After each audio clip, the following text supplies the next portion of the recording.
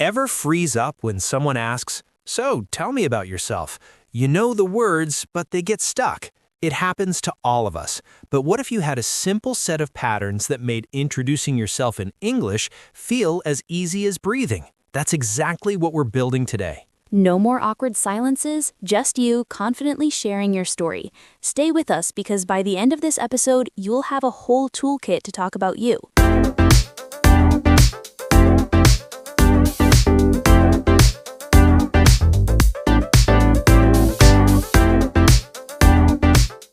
Hello, my friends. Welcome back to the Speakly English podcast. I'm Tom. And I'm Becky. Today we want to teach you something important, how to talk about yourself in English. Yeah, this is something you need every day. When you meet new people, when you make friends, when you start a job, when you travel, people always ask about you. Exactly. They want to know what's your name, where are you from, what do you like. These are basic but very important. In this episode, we will teach you simple and useful phrases, little patterns and examples. You can shadow us, listen, and then say the words out loud. That's how you make the language part of you. And you know, Tom, one thing I love about teaching these patterns is that they're like building blocks. Once you learn a few, you can mix and match them to create your own unique introduction. That's such a good point, Becky. It's not about memorizing a script, it's about understanding the structure so you can be yourself in English. So let's really break this down together. Let's start with the very first step when you meet someone new, your name. This is the basic key to communication. This is very easy. There are a few very common and useful patterns. The first one is, my name is Tom, okay? My name is Tom. The second one is, I'm Tom. Okay, so both are correct. My name's Tom or I'm Tom. Now let's listen to some examples. I can say, my name's Becky, or I can say, I'm Becky. Both are correct, both are natural. Yeah, and you can also add more detail if you want. My full name is Thomas, but people call me Tom. That's true for me. Officially, on my passport, it says Thomas, but in daily life, everyone calls me Tom. Same for me. My full name is Rebecca, but honestly, nobody calls me Rebecca. So I usually say, my name's Rebecca, but my friends call me Becky. This phrase, people call me something, is very useful when you have a nickname or a short version of your name. It makes the introduction more personal. Yeah, here's some more examples. My name is Alexander, but people call me Alex. My name is Catherine, but people call me Kate. Perfect. You see, you can use this pattern in many situations. Now, Tom, here is a little cultural tip. In English-speaking countries, people usually use short names or friendly names very quickly, so don't be surprised if someone shortens your name after only meeting you once. It's not rude, it's not impolite, it's usually a sign of friendliness. That's a good point, Becky. When I first started teaching, some of my students called me Mr. Thomas, but later I asked them to call me Tom, and that felt more relaxed. Yes, so you can decide how formal or informal you want to be. My name is Rebecca, feels formal. I'm Becky, feels more friendly. Let's pause here for a moment and practice together. Listeners, I want you to try saying your own name using both patterns. First, say, my name is, and then say your name. Now try, I'm and your name. Which one feels more natural to you? Both are correct, so choose the one that feels comfortable. And if you have a nickname, try adding that too. Say, my full name is, but people call me. This is such a great way to make your introduction sound natural and friendly. All right, after you say your name, the next very common question is, where are you from? People ask this almost everywhere in the world. It's a friendly way to start a conversation, and it helps people understand you better. Yeah, the basic and useful pattern is, I'm from the United States. I'm from Spain. I'm from Japan. I'm from Korea. I'm from Vietnam. When I meet people, I usually say, I'm from the US, but I live in London.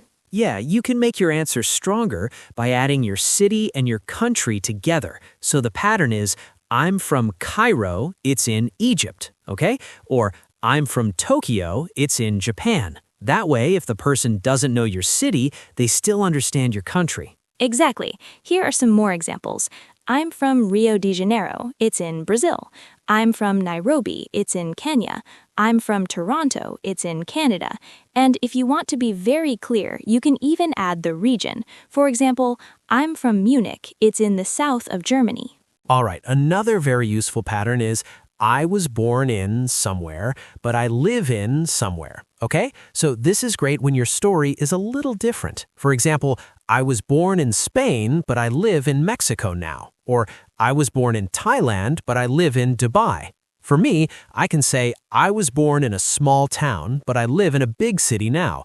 That shows a part of my life story. Yeah, and you can also say something like, I was born in London and I still live in London today. That's correct. Here is a cultural tip. In English-speaking countries, people often connect very quickly over places. If you say, I'm from Italy, someone might reply, oh, I love Italian food, or I visited Rome last year. People often use places to find connections, to make friends. So don't be surprised if people talk about your country, food, music, or famous things. Yeah, it's a friendly way to keep the conversation going. Let's take a moment to practice this section, Tom. Listeners, I want you to think about where you're from.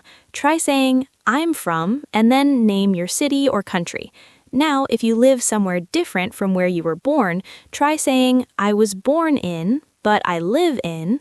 This gives people a little window into your story. That's great practice. And remember, you can always add a little detail. For example, I sometimes say, I was born in a small town, but I now live in a big city. It was a big change, but I love it.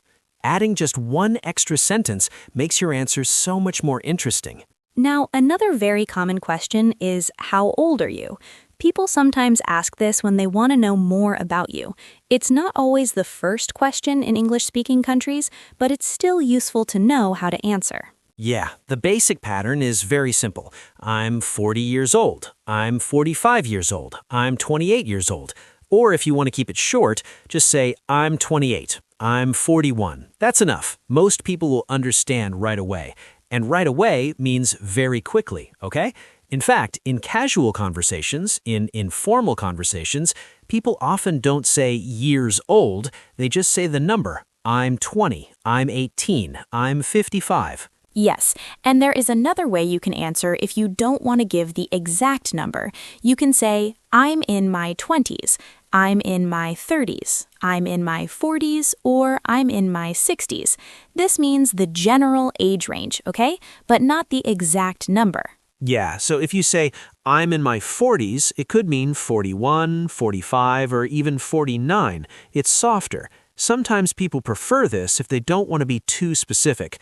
I usually say, I'm in my 40s. That usually means 41 to 44. Yeah, and here is a cultural tip.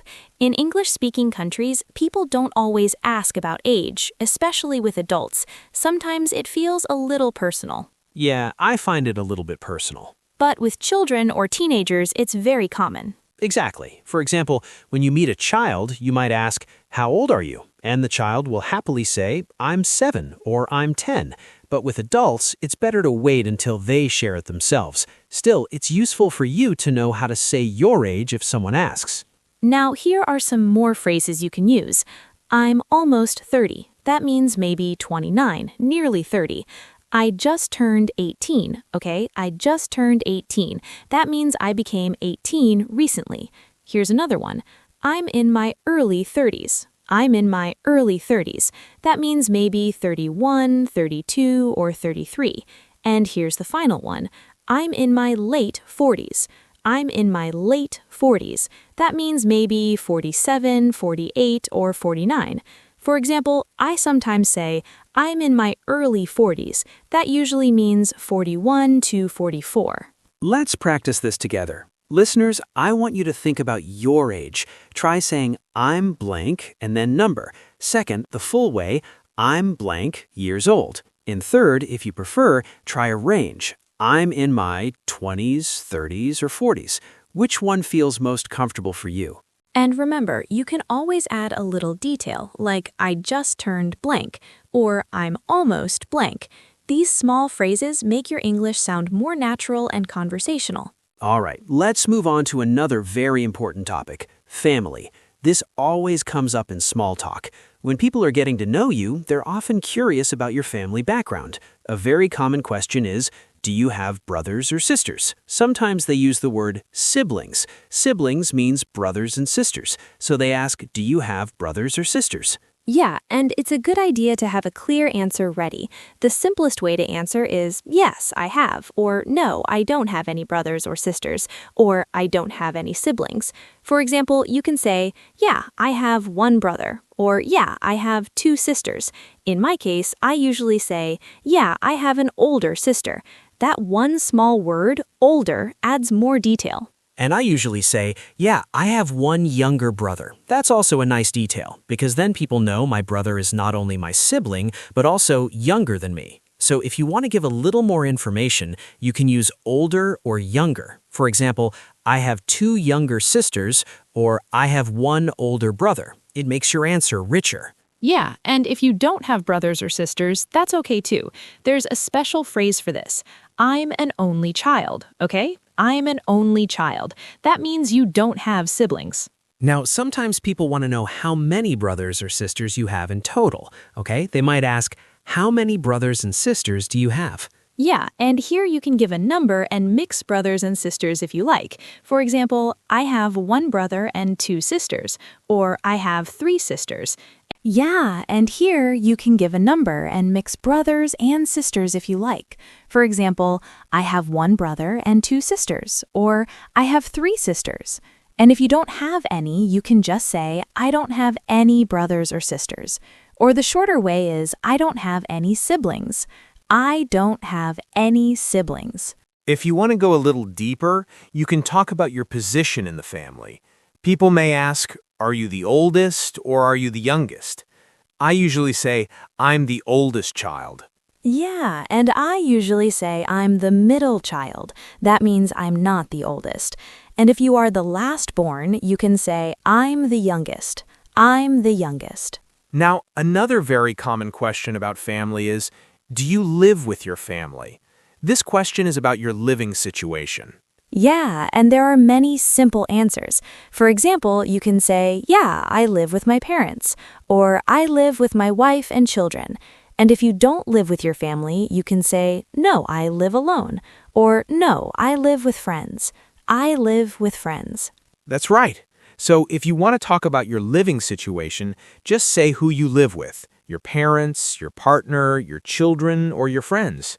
Or maybe you live on your own. If you live on your own, you live alone. Let's practice family vocabulary for a moment. Listeners, I want you to think about your family. Try saying, I have, and then say how many brothers and sisters you have. Now, if you want to add detail, try using older or younger. For example, I have one older brother and one younger sister. This makes your answer sound so natural. And if you're an only child, practice saying, I'm an only child. That's a complete and perfectly good answer. There's no need to add anything else. Now, sometimes people will ask follow-up questions, like, do you get along with your siblings? Or are you close to your family? You can answer simply with, yes, we're very close, or we're not very close, but we keep in touch. Keep in touch means you still communicate, maybe by phone or messages. That's a great additional phrase, Becky. So listeners, you now have not just the basic answers, but also ways to continue the conversation. All right, now let's talk about another very important topic, work and study. This is something people ask about all the time. When you meet someone new, one of the first questions is, what do you do? What do you do? And that question, what do you do, means what is your job? What is your daily work? It doesn't mean what are you doing right now. That's a very common mistake for learners. But in small talk, what do you do is always about your job or studies. That's a great point, Tom. So if you have a job, the simple answer is I'm a, and then your job. For example, I'm a teacher, I'm an engineer, I'm a nurse, I'm a doctor. Yeah, when I talk about myself, I often say I'm a language teacher. I work with young learners and adults. That gives both my job title and a little detail about what I actually do. And I usually say I'm an English teacher. I help learners learn English in a natural way. Again, it's short, but it gives a little extra information. If you want to make your answer more interesting, you can add where you work. For example, I'm a teacher. I work in a secondary school. Or I'm a doctor. I work in a hospital. Or you can describe the type of work you do. I'm a driver. I drive a taxi. I'm a cook. I work in an Italian restaurant. Just adding one short detail makes your answer more personal and easier for the listener to understand. Okay, now Becky, what if you don't have a job at the moment? People may still ask, what do you do? Well, that's a very good question, Tom. In that case, you can say, I'm looking for a job right now. I'm looking for a job right now. Or I'm between jobs. I'm between jobs. That's a polite way to say you don't have a job at the moment. Yeah, and some people might say, I'm a homemaker, or I stay at home with my children. These are also clear and polite answers. Okay, now if you are a student, the answer is a little different. You can say, I'm a student, and then add your subject. I study English. I study engineering. You can also add the name of your school or university. I study at Oxford University, or I study at the local high school. Sometimes people ask, what are you studying? And then you can answer, I'm studying biology. I'm studying history. I'm studying English. And if you finished studying, you can say, I study English. I studied law at university. That shows your background. Of course, some people both study and work at the same time. You can say, I study business and I also work in a shop. Or, I'm a student, but I have a part-time job in a cafe. Yeah, that's very common, and it's a good way to give a fuller picture of your life. People often find it interesting when you combine both, when you talk about both. So, Tom, what are the questions you might hear about jobs and study? Well, people may ask, what do you do? Where do you work? Do you like your job? Are you a student? What do you study? Where do you study? Great, and for each one, you already know the simple answers. For example, what do you do? I'm a teacher. Do you like your job? Yeah, I do. Or, it's okay, but sometimes it's difficult. Are you a student? Yeah, I am. I study economics. Where do you study? I study at Oxford University. You see, these are simple patterns, but they cover almost every situation. All right? Let's practice this section. Listeners, I want you to think about your job or what you study. Try saying, I'm a, and then your job title. If you're a student, try saying, I'm a student, I study.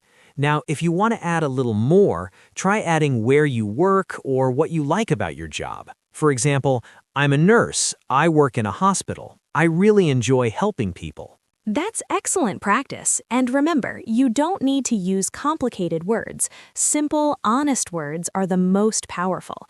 People appreciate authenticity, which means being real and true to yourself. Now, let's talk about putting it all together. When you meet someone new, you don't have to say everything at once. You can share one or two pieces of information, and then the conversation will naturally flow from there. That's a really important point, Tom. An open-door set of questions doesn't have to be a long speech. It can be short and friendly. For example, you might say, Hi, I'm Tom. I'm from a small town, but I live in London now. I'm a teacher. That's 3 sentences, and it gives the other person so much to respond to. Exactly, and then the other person might say, Oh, you're a teacher. What do you teach? And then you can continue the conversation. So your introduction is really just the beginning. Let me give you another example. Imagine you're at a party. Someone comes up to you and says, Hi, I'm Sarah. You can respond, Nice to meet you, Sarah. I'm Tom. I'm from the US, but I live here now. I'm a language teacher. That's friendly, clear, and it invites more conversation. And if you're in a more formal situation, like a job interview or a business meeting, you might want to be a bit more structured. You could say, Good morning. My name is Rebecca, but I go by Becky. I'm from Canada, and I've been working as an English teacher for the past 8 years. That's professional, but still friendly. So, listeners, think about the situations where you might need to introduce yourself. Is it with friends, at work, at school, when you travel? Your introduction can change slightly depending on the situation, but the basic patterns are always the same. That's right. And now you have all the patterns you need. You have your name patterns, your where you're from patterns, your age patterns, your family patterns, your work and study patterns, and your personality patterns. Let's do one final practice together. Listeners, I want you to think about your job or what you study. Try saying, I'm a, and then your job title. If you're a student, try saying, I'm a student, I study. Now, if you want to add a little more, try adding where you work or what you like about your job. For example, I'm a nurse. I work in a hospital. I really enjoy helping people. That's excellent practice. And remember, you don't need to use complicated words. Simple, honest words are the most powerful. People appreciate authenticity, which means being real and true to yourself. Now, let's talk about putting it all together. When you meet someone new, you don't have to say everything at once. You can share one or two pieces of information, and then the conversation will naturally flow from there. That's a really important point, Tom. An open-door set of questions doesn't have to be a long speech. It can be short and friendly. For example, you might say, Hi, I'm Tom. I'm from a small town, but I live in London now. I'm a teacher. That's 3 sentences, and it gives the other person so much to respond to. Exactly. And then the other person might say, Oh, you're a teacher. What do you teach? And then you can continue the conversation. So your introduction is really just the beginning. Let me give you another example. Imagine you're at a party. Someone comes up to you and says, Hi, I'm Sarah. You can respond, Nice to meet you, Sarah. I'm Tom. I'm from the US, but I live here now. I'm a language teacher. That's friendly, clear, and it invites more conversation. And if you're in a more formal situation, like a job interview or a business meeting, you might want to be a bit more structured. You could say, Good morning. My name is Rebecca, but I go by Becky. I'm from Canada, and I've been working as an English teacher for the past 8 years. That's professional, but still friendly. So, listeners, think about the situations where you might need to introduce yourself. Is it with friends, at work, at school, when you travel? Your introduction can change slightly depending on the situation, but the basic patterns are always the same. That's right. And now you have all the patterns you need. You have your name patterns, your where you're from patterns, your age patterns, your family patterns, your work and study patterns, and your personality patterns. That's right. And now you have all the patterns you need. You have your name patterns, your where you're from patterns, your age patterns, your family patterns, your work and study patterns, and your personality patterns. Let's do one final practice together. Listeners, I want you to imagine you're meeting someone new. I'll give you a few seconds to put together a short introduction using the patterns we've learned. Try to include your name, where you're from, and one other piece of information, like your job or something about your personality. Ready? Go ahead and say it out loud. Don't worry if it's not perfect. The important thing is that you're practicing. How did that feel? Did it get easier as you said it? Remember, the more you practice, the more natural it becomes. Okay, we have shared a lot today. We talked about how to introduce yourself, where you're from, your age, your family, your job or studies, and your personality. Yeah, all the basic things for talking about yourself in English. With just a few simple patterns, you can give people a clear picture of who you are.